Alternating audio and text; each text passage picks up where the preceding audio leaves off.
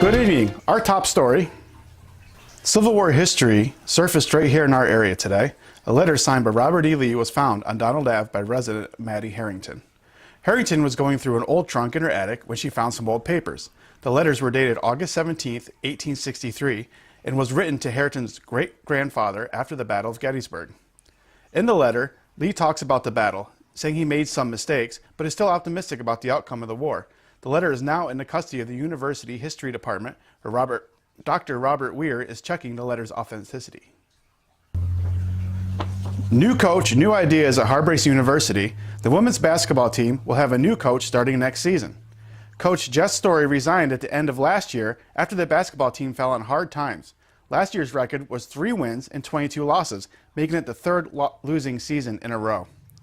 A new coach, Pam Neubauer, was appointed by Harvard University. Neubauer is an experienced coach and had this to say. The Harbrace team suffered some tough losses last year, but I think there's lots of potential for the upcoming season. My first job is recruiting, of course, and I want to get started as quickly as possible with that. This area has a number of good high school players, and there's no reason they shouldn't be playing at Harbrace. The 6'2" Neubauer played collegiate basketball at the University of California in Long Beach. There, she made all-conference her senior year before becoming assistant head coach at Staley College in Pennsylvania, where she had been for the last 3 years.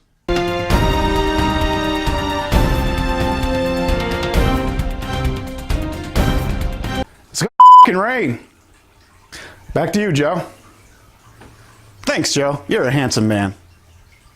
The local honey world is all abuzz right now, according to Thomas Green, a local beekeeper. Green says now is the time to harvest the honey the bees have been making all year. He has 50 hives spread out throughout the county.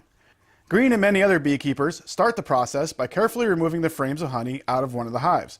The next step is to shear the caps from the comb to expose the honey inside. The frames are then put into an extractor that throws the honey out of the comb, where it is filtered once before being ready for market. Green says this should be a good year for local honey because of the early spring rains.